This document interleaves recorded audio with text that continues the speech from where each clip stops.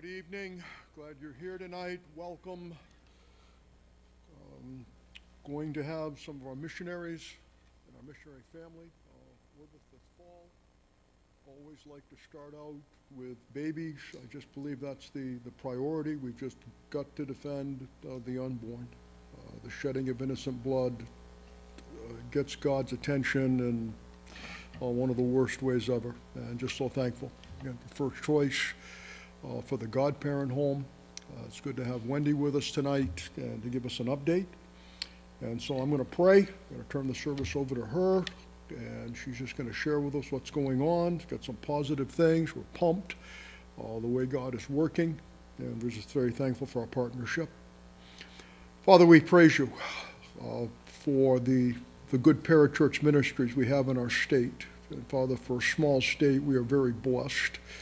And we're thankful for ones that are out there on the front line saving babies tonight. Lord, the first choice in the godparent home. And particularly right in our own backyard here in Waterville. And Lord, you have just blessed this ministry. You are using it. You are saving a baby at a time. And we're just thankful that we can partner with them. We just pray, Lord, for Wendy and the staff. You put a hedge of protection around them. You would continue to use them. Father, we know that the father of lies, that the one who is a murderer from the beginning, hates what's going on. But Lord, it pleases you.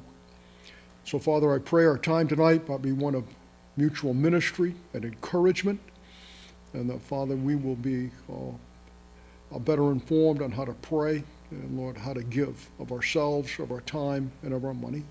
Bless our time together. We ask these things in the name of King Jesus. Amen. Welcome, young lady.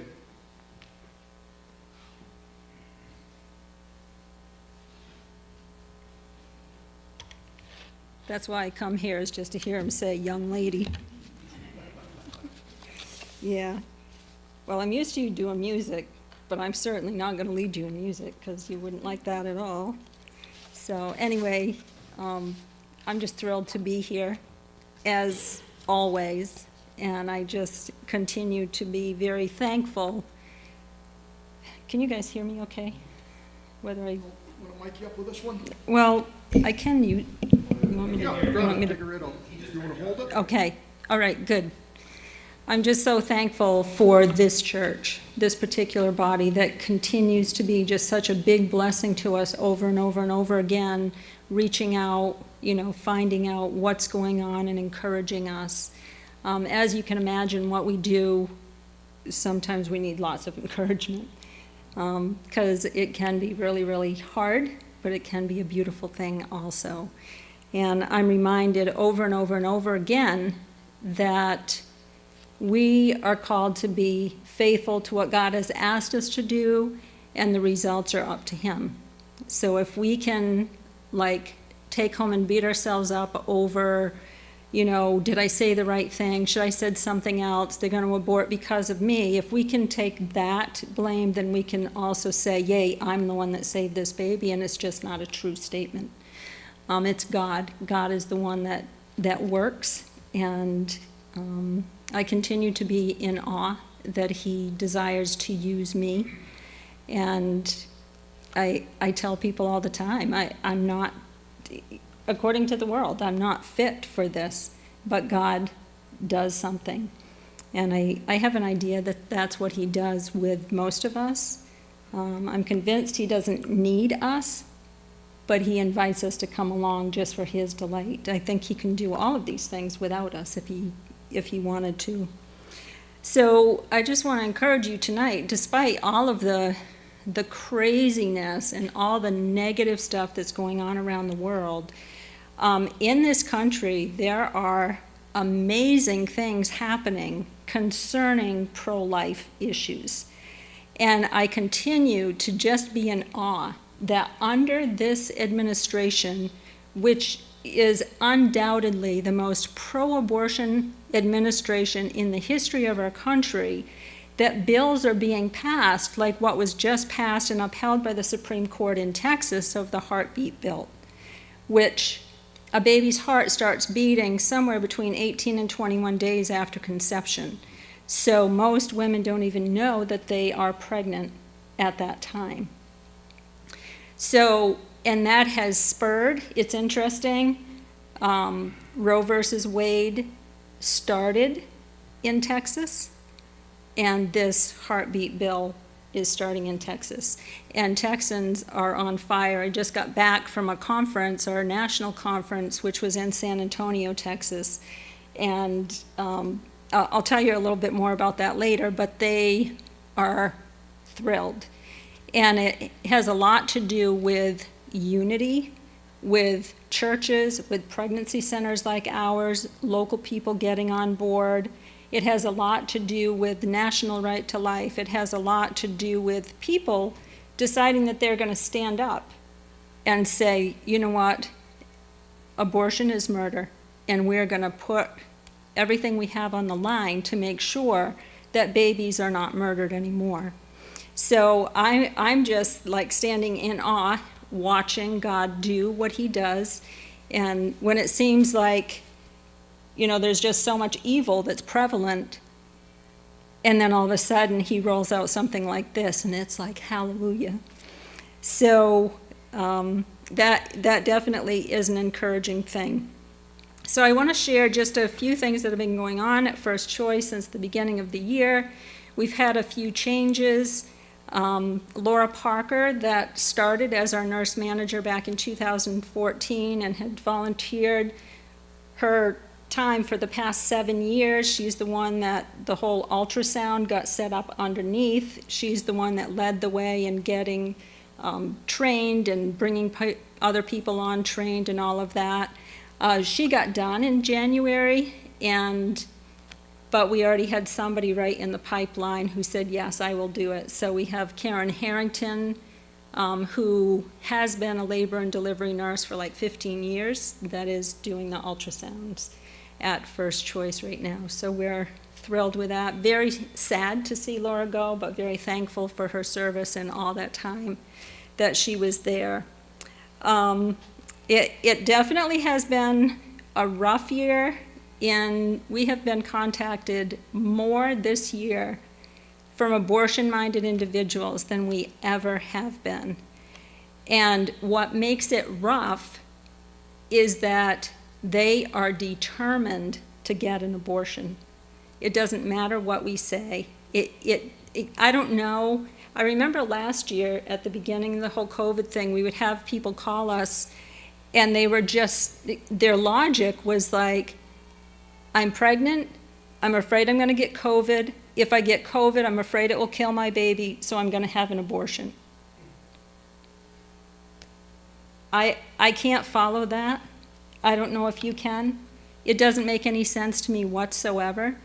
But people are so fearful. And this is what's becoming more and more obvious to me, is women abort out of fear. That's the main thing. And we all know fear is a liar. And somebody told me, I haven't counted, but somebody said there's 365 do not fears in the Bible. Is that true? You ever count? Neither. Monday morning assignment. No, I bet you have Monday off. So that has been rough, you know, in getting those phone calls, those texts, those emails coming in, and then reaching out to them and them just saying, if you don't provide abortion, you know, I'm done. Or a mother who says, thank you for nothing, and slams the phone down. Again, we go back to God has asked us to do this. God has asked us to stand and to share truth, and that's exactly what we do. We share truth and love over and over and over again. And what God does with that, we don't know. We don't know. But there definitely have been lives saved this year, and I'm thrilled about that. And let's see. I will share a disappointment with you. We had this young lady that was volunteering with us, and she was all excited to do the sexual risk avoidance, or abstinence. Most of us would know it as abstinence education. And she was all excited, and she got trained, and It came right down to the last minute, and she said, I'm not going to do this. Instead, I'm going to go for my master's degree. And so she couldn't have surprised me more. She was a true blessing to be at First Choice and just very uplifting and everything. But the bottom line is I had to say, we have loved having you here. And although I'm surprised, God is not surprised. He's known about this all along. But that definitely was a disappointment to me. And, because she was, I thought, perfect for that job. So we're back at square one again. I don't know how many times this has happened, to the point where I'm like, okay, Lord, you're going to have to really bring somebody and scream in my face to do this again, because it's rough. But anyway, Pastor Kevin always tells me to share disappointments with you, so that definitely is a disappointment, and it's something that you can be praying about. So I want to go forward to that conference I told you I went to, the CareNet conference in San Antonio, Texas. Your very own lovely Alexis got to go. Me and Karen Harrington, our nurse manager, we all went together. And like usual in Wendy fashion, I don't love to travel. So the week leading up to it, I'm like, why am I going to this conference? It's so difficult to get everything ready, and it's stressful and blah, blah, blah. But the minute we got there, the opening morning of devotions, I'm like, oh, God, I needed this. Thank you for giving me everything I needed to get here. And it was just such an encouragement seeing, I don't know, maybe 2,500 people there from around the country. Most pregnancy centers are small, like ours. Obviously there's some huge ones in big cities and stuff, but it was just such an encouragement from the very beginning, with the president of CareNet, Roland Warren, talking to us, just encouraging, don't quit, stay steadfast, you're making a difference, you are the light, just over and over. And every session we went to, every keynote speaker kind of had that theme woven in there. And one of the speakers was Dr. Tony Evans' daughter, not Priscilla Schreier, that some of you know, but another daughter, Crystal Evans Hurst. And apparently she had an unplanned pregnancy when she was a teenager, that she did birth a child. But how many of you have ever listened to Tony Evans? Well, I am, like, when he preaches, I'm just like right there, because he's so dynamic, and he has this one line that he threads through the whole thing, and he keeps bringing it back to that. And I'm telling you that because his daughter does the exact same thing. And her thread was that out of difficulties comes the most beautiful things. And I think we can all attest to that. And so those weren't her exact words. I didn't write it down, but I'm going to have that put on a sign, and we're going to put it in our waiting room to make people think, this seems difficult right now, but beautiful things happen out of difficulties.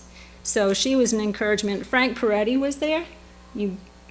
Frank Peretti wrote This Present Darkness and Piercing the Darkness, I think maybe in the 80s or something. And very eccentric man, but I knew the minute he started talking, I needed to pay attention to every word, because it seemed like he was just talking for the fun of it, but then he would tie it all up to make it make sense. But in a nutshell, what he was saying is that God, and this is what he did, he said God has a long plan. And we're in this little snippet. We can't see what his long plan is.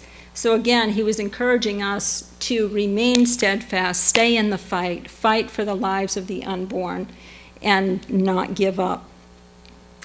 One of the most impactful sessions I went to, there were 4 former abortion workers And if you haven't read our newsletter yet, I wrote about that in our newsletter. But I'll just tell you, I knew that what goes on inside an abortion clinic is evil, but I didn't know that the people that were there were evil intentionally. I mean, that might sound kind of, I don't know.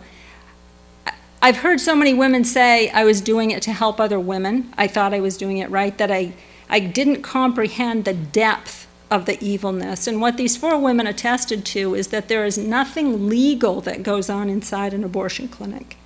And they started describing the conditions and how 2 of them, they were hired, and it wasn't at the same clinic, they were 4 different clinics. 2 of them were hired to be a receptionist, and by the end of 2 weeks, they were overseeing the recovery room, and they were determining when the women could leave. And they had 0 medical training. One of them said, we would have a young woman who was hemorrhaging, and we would say, oh, come with me, we'll take great care of you. They'd whisk her into a room, and she said, we never ever told them what we did to take care of them, but they will never have children. And I'm just like, I just can't comprehend. Some of the things was they edited the waiting room, where they would literally take magazines and tear out any articles that had to do with families, babies, children, any kind of encouragement toward family being a good thing. They would literally tear those out so these women would have no hope, or wouldn't be given any kind of hope, or change their mind while they were in there. On top of that, they would either, if they brought a support person, they would either turn the heat up so high that the person was so incredibly hot that they would leave, or they would turn the AC down so low that they would be cold and leave, because they didn't want anybody there supporting the women except the people in the clinic. They didn't want any chance of somebody changing a mind or doing that. In one case, this woman said that there was a 12-year-old girl that came in, $500 cash in her hand with a middle-aged man with her. They didn't ask one question. When she went away, they gave her a year's supply of birth control. 3 months later, she was back, another $500 in her hand, a different middle-aged man with her. Again, not one question was asked. And are you with me that this is just like, it's more evil and more dark? They just went on and on with their stories. And they said the number one reason that we started working at Planned Parenthood was to help women. The number one reason we got done is to help women. Because when they were in there and they saw what was going on, and they talked quite graphically about this room that's called the POC room, the pieces of conception, where I guess there would be a little hole in the wall or a little sliding door or something, and from the abortion room they would hand in the products of conception. They would hand in the baby. And the person on this side of the wall was to take it, dump it in a sieve, rinse it under water, piece it together to make sure every part was there. And they said we laughingly called this the nursery. I just don't get it. So again, we were encouraged. They said, truly, the difference between a pregnancy center and Planned Parenthood is light and darkness. And it said, no matter what a woman chooses when she comes to you, always, always, always give the truth and always love like Jesus, because the minute they walk into family planning, Planned Parenthood, they know immediately such a difference. So that certainly was the biggest impact in my heart, and the determination to reach out more, be more effective, be more visible, which leads me into this exciting news that Pastor referred to. And I think you have heard me several times talk about us praying about looking for a different location, a location that would be closer to downtown. And I see your excitement, yes. And so I can't even tell you how many different locations we've looked at, how many buildings we've looked at, how many conversations we've had. You know, if we purchase this place, the place is a wreck, but maybe we can demolish it, you know, and just back and forth. And this has been going, Dick, were we talking about that when you were on the board? Yeah. So, and it's been how long since you served? Yeah. So it's definitely been quite a while, but through it, even though we look and it's like, no, not that one, nobody said God doesn't want us to do that. Everybody was like, no, we know that God has a place for us. We just need to persevere and wait for the right time. So we looked at this one location, I don't know, several months ago. It was a fantastic location. The only problem was the price tag. And the owner wasn't willing to budge on the price tag, and we really kind of walked away from that a little bit disappointed, because it was such a good location, but it was like, you know what, we just can't spend $750,000 on a building. So we're like, okay, well, pretty soon this other location that had been mentioned multiple times, but we all just kind of dismissed it, all of a sudden we were paying attention to this location. And to make a long story short, and I'm not going to, I'll tell you after this where the location is. I'm not going to, because I'm on Facebook and I'm not sure that I can do that, have all the information out there right now. But anyway, on September 3rd, we signed to purchase this building. And in God fashion, he orchestrated it such that the seller asked us, could we have a spring closing date? And myself and the board, we were all like, hallelujah, yes, please, a spring closing date, because that gives us time to figure things out and to let people know what's going on, and there's not a pressure that we've got to do it right now. And so it just worked out well for both the seller and for us. So I will tell you that it is much, much, much closer to downtown. It is extremely visible, very accessible, and I couldn't be more thrilled. And the board as well is all like, wow, God did this.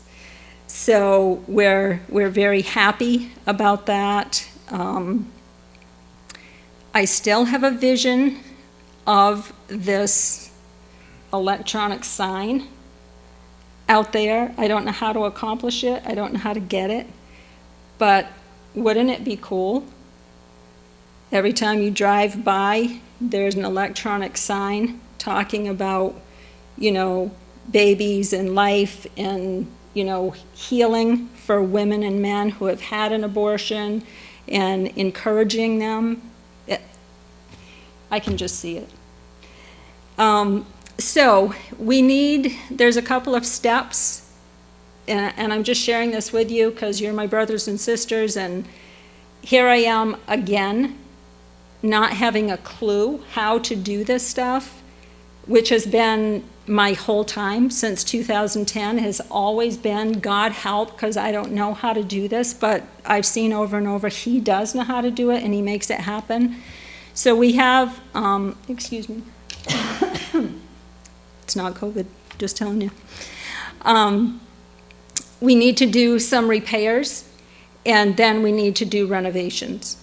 And I don't know how to orchestrate that. I think there's a lot of builders in the supporting churches and stuff. I think that we need somebody to oversee the whole thing. I don't know. But anyway, certainly a prayer request, because we'll see. We'll see how that all works. Oh, let me tell you one other thing. 2 years ago in 2019, when we were looking at a particular location and we were thinking that we were going to flatten the place and build again, somebody came forward and sat down and talked with me, and they drew up plans for a building for us. Well, the size of that building that was drawn up was 75 by 35. Well, after we had looked at this building and stuff, and, you know, I found out the dimensions and everything, and I just happened to come across these blueprints in a folder on my desk, and I looked at it, and I just started laughing. So that was 75 by 35. This new building is 77 by 33. God gave it to us ahead of time. So we need help. We definitely need help. We do. Thankfully, we have the money for the down payment. The bank has already approved that process, which is kind of crazy because a couple years ago they did approve some, but it wasn't nearly enough to purchase, and now there is. So that will just be for the purchase price, so we'll need to raise the funds for the renovations. And again, however that happens, I don't know, but God knows. So we're currently in plans of updating our logo, so I'm thinking that our logo change and our location change and like everything will happen all at the same time. Our name will stay the same. At that time, we have already been in the plans of adding STD and STI testing, mainly because it reaches the group of people that have the majority of abortions. So if we can build a relationship with them and hopefully prevent some of them from needing services later, but it's just another opportunity to build a relationship, another opportunity to talk about God's plan for life and love and sex and all of that stuff. So that is all in the works. We would be the third center in the state to add that to the services that we offer. So we already have a couple others that have gone before us. Love doing that, love working with the other pregnancy centers. We have a good relationship with them. So that is a good thing. We recently just finished a post-abortion healing class, and again, it was the first one we ever did that I didn't teach it. That was totally thrilling to me. There were a couple other ladies that led the whole thing, and they did a fantastic job. It was just good. And we last week began a volunteer training. There are 4 women who are going through volunteer training with different aspects of being involved in the ministry.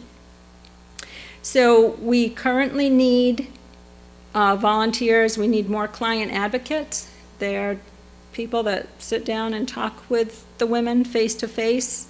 We need more of those. We need some more people to help with cleaning. We have enjoyed, ever since we've been in this location, back in 2013, we've enjoyed the same 3 women who have come in on like every other week or so. While we were closed, we hardly ever even see them. They come in, it's just always clean in there. But some of them are having some family that needs their assistance with health, and so they're not able to do it as often. So we need some other people to step up and say, yeah, I'll help do that. And we also, your Alexis needs somebody to assist her with our events and marketing. And you know from experience that she does a great job.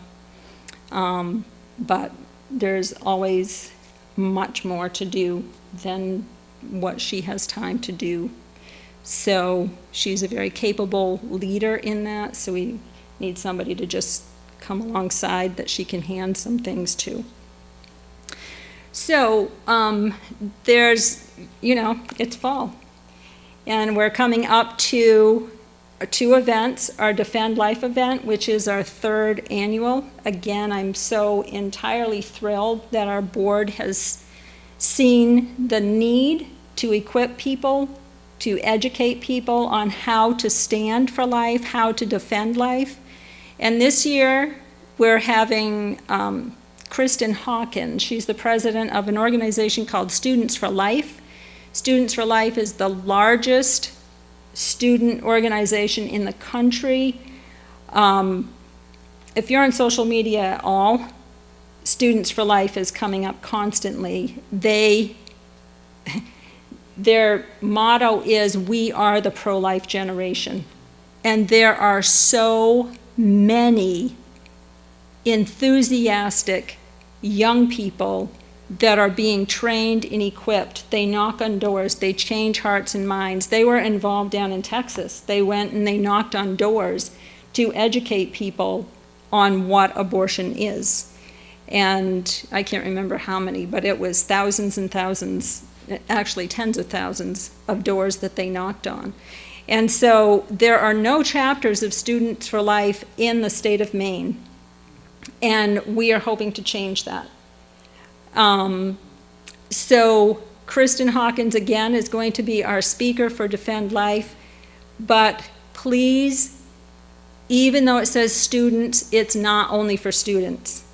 So it's junior high all the way up to us old folks. Because I don't know, I'm still learning after being this involved in pregnancy center ministry, 2 years of volunteering, and now 11 years as the director. I'm still learning. So I'm guessing most of us can continue to learn how to defend life. So I really, really encourage you. There's no cost involved. There's no, can you give money? There's none of that at all. It's simply you go and are taught on how to defend life in a better way. And every time I hear things, I pick up a little bit more. I don't know about you guys, but that's how I am. So that is Friday, October 8th at Faith Church. Again, free, junior high, all the way up. I think it will be a really, really good thing. So I've already talked to Josh. He already has the information. I have this here, cards. I brought some for you also. So if you want to pick that up. I wanted to tell you, you know how a lot of you have the little baby feet, the little lapel pin feet? Well, they now have little baby hands. So I have some out on the table if you want some. Help yourself. We also have these, Say Yes to Life. It's just a sticker. Your lovely Alexis created these. Say Yes to Life, first choice. Those you can have as well. Want to make sure you're all aware of this, the abortion pill reversal. How many of you, first off, how many of you know much about the abortion pill? Do you want to know about the abortion pill? Do you want to know how it works?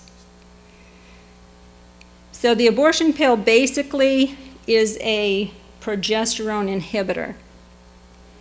So to support the pregnancy, a woman's body produces progesterone. And that, disclaimer, I'm not a medical person, I'm just explaining what I know, okay? So the progesterone supports the pregnancy.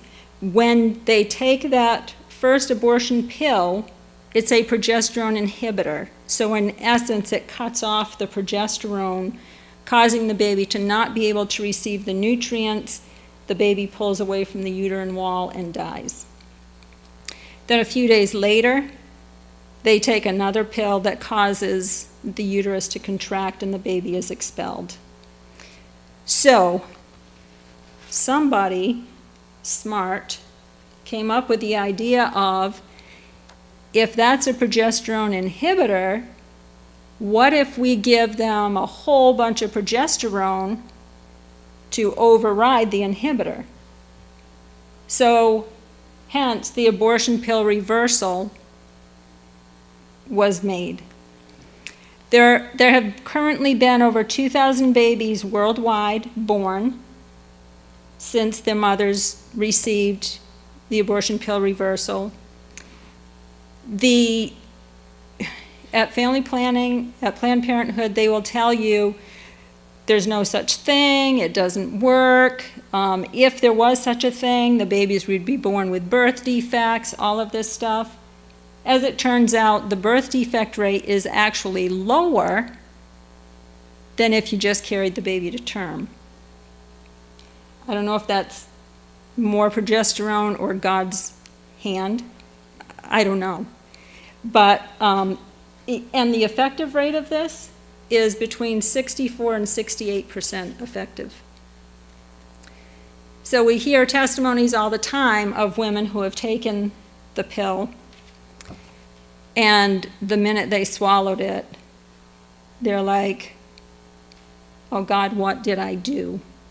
And so they start searching to find out, is there any way I can undo this? And so I just want every single person that knows about First Choice to know that there is an abortion pill reversal. And it's very simple, abortionpillreversal.com. Even if somebody called the center, we would send them here because they take them through a whole list of questions, and there are a couple of doctors in the state of Maine who do this. So there's information out there. We have it in most of our newsletters as well. So pay attention to that, because you never ever know when you encounter somebody. One of the abortion workers that I told you that spoke at the conference, she shared her experience having had an abortion using the abortion pill. It is sold that you just take it, you have a little bit of cramping, a little bit of bleeding, no problem. A few days, you're fine. The testimonies that are coming out is not the case. And I actually personally took somebody through our post-abortion Bible study who had an abortion using this, and in her case, she almost hemorrhaged to death. She was brought up in a Christian home. She knew it was wrong. She wouldn't go to the hospital because she felt like it was God's punishment on her. Thankfully, God spared her life. But it's not simple. It's very gruesome. It's very bloody. And this woman at the conference, her name was Kelly, that was telling about her experience. She said, every time I returned to the scene of the crime, so in other words, every single time she would go into her bathroom, she would relive the blood and seeing her baby. And this is what happens. And I've thought for a long time, and I heard it at the conference, that the abortion pill, I think, is actually going to be more damaging to women than having a surgical abortion, because a woman takes it herself, and then she's by herself and sees the result. Where if you have a medical abortion, it's horrific enough, but you don't see the end result. So this is what's happening around our country. You know, it used to be said abortion should be between a woman and her doctor. Well, everybody that works in an abortion clinic says that's out the window, because the only time they see the doctor is when they're sedated and their feet are in stirrups, and they never see the doctor before or after again. And then now with the abortion pill, even here in the state of Maine, I don't know if you're aware, but a few years ago, every family planning clinic in the state, even those that don't have, well, you know, the outlying ones, they all give the abortion pill. So there are probably women you know who have experienced this or are going to experience this, because it's sold as such an easy thing.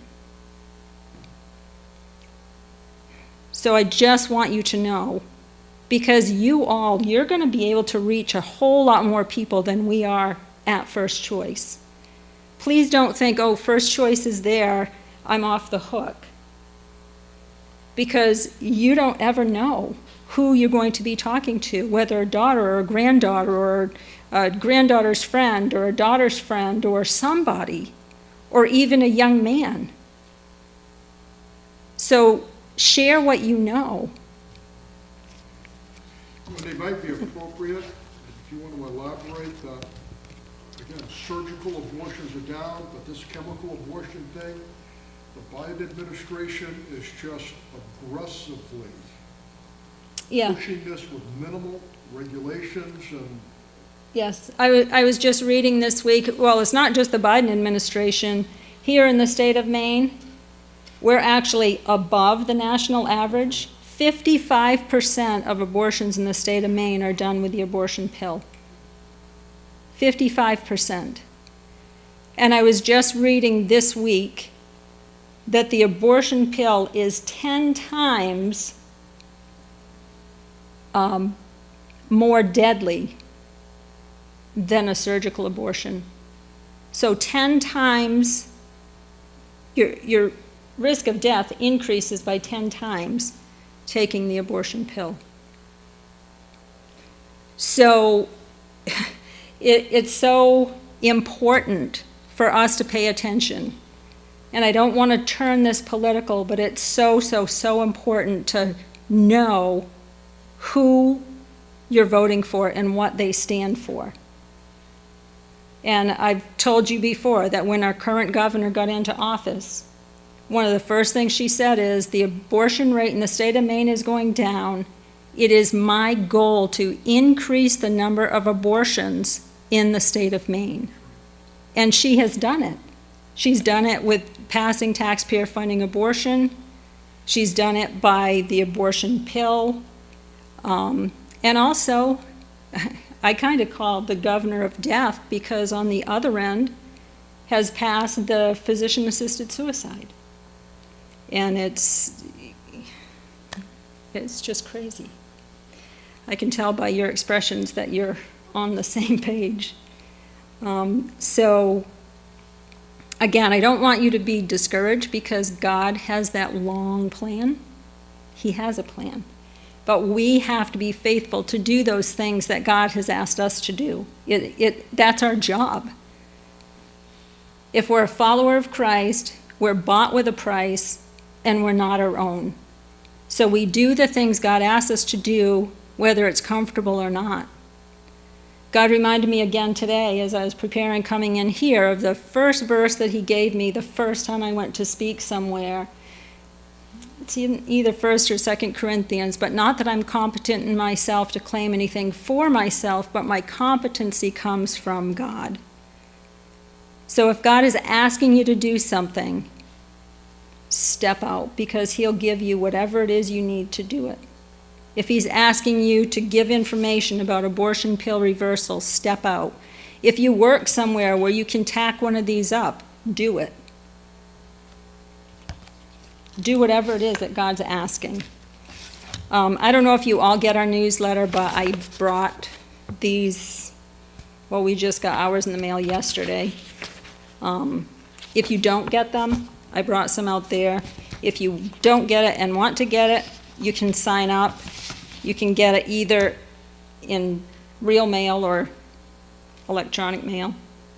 Either way, it doesn't matter.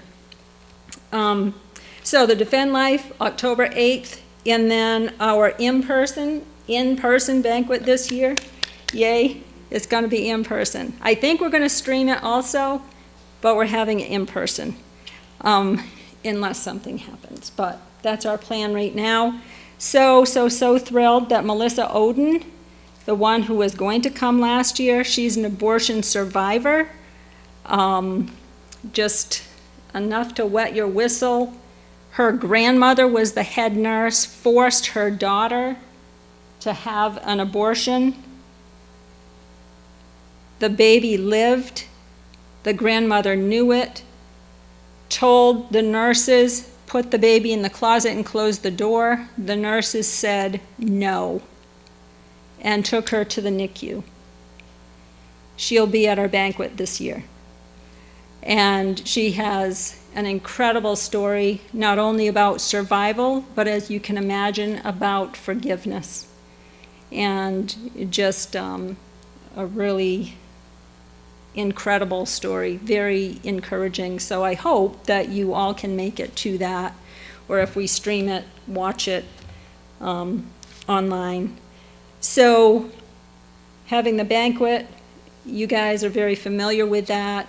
We need table hosts. A table host is somebody that says, yes, I will host and invite enough people to fill an 8-person table. Or, I mean, if you know you want to do that, you can sign up tonight, or if you just are like, hey, I want to come, but I don't want to do this table host thing, then you can sign up also. So anytime, you can call us, you can email us, you can talk to us in person, you can stop by the center. We're pretty easy to get along with as far as that goes. Or you can even register online if you'd like to do that stuff. I don't, but some people do. So, again, prayer partners, I still believe, I continue to believe that prayer is the foundation. God asks us to pray. That's why when the women call that are abortion-minded, and they won't come into the center, I'm like, yay, thank you, God, that we get to pray for her. Because we don't know what those prayers do. We don't know how it affects God's heart. We don't know how it affects that person either then or in the future. So if you're not a prayer partner, please be one. Just sign up, give us your email. We really don't inundate you with a lot of stuff. So prayer partner, attend events, come to the Defend Life, learn more, come to the banquet. If you're interested in volunteering at all, just talk. We're just regular people, sinners saved by grace, answering a call that God has asked us to do. So I think, in a nutshell, not really a big nutshell, if you have questions, anybody have questions, comments, anything?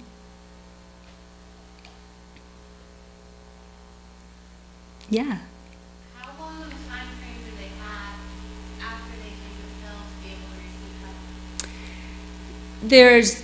They take the second pill, it's somewhere between 24 and 72 hours after they take the first pill that they have to get the first progesterone treatment. Yeah. That's a good question. So that's why it's important for you to know abortionpillreversal.com. So somebody can go on, or you can go on and say, here's the number, call them right now. All right? Good question. Anyone else?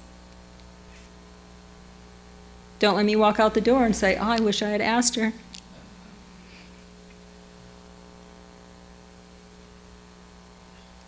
Yes, good, that's right. Randomly, if I I was born in '79, so it was before, really the ultrasounds or whatever. Mhm. My mom had, been taking, she had cancer. They Mm. didn't do just chemo back then, they did. Anyway, she was told to have an abortion because I would be stillborn, or born, cobalt radiation. Oh, wow. And I was born. Okay. She always thought. You almost said normal. He was responding already. Oops. No. Anyway, just I'm- that was. thank you for that. Pushed on her, and it wasn't an option for her, except she was a, single mom and like 19, so I mean, they thought I wanted her to choose. Yeah. Yeah. Thank you for sharing that. I'm glad you're here. Yeah. Anybody else? I must have covered everything. Yeah. Folks, I subscribe to, probably now for about a decade, to World Magazine, which I highly recommend. Every January, they do a pro-life issue. And this past January, 21, featured chemical abortion. And I was just completely naive. And wow. And I mean, if you remember, several weeks later, I stopped in, you were there, and I said, hey, tell me about this. You probably could archive that article of what's going on, but it's sort of a stealth method now, under the radar, started in Europe, it's over here. Again, the pro-choice movement has become their favorite method.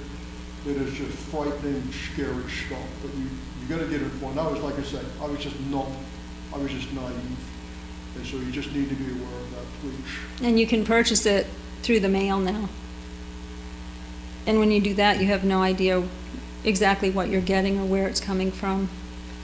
I was just reading again this week about a woman who took the abortion pill, and her baby was delivered still in the sack, and she could see the little heart beating. And she couldn't do anything about it. So you consider there are 2,300 abortions every single day nationwide. You consider how many women are experiencing this type of thing.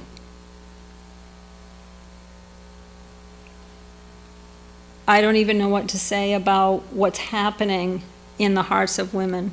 I mean, when they see that, it does something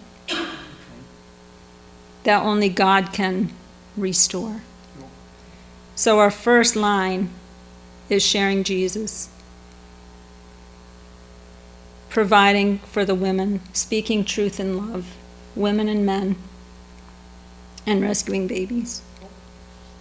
So again, thank you all so much. Thank you for coming.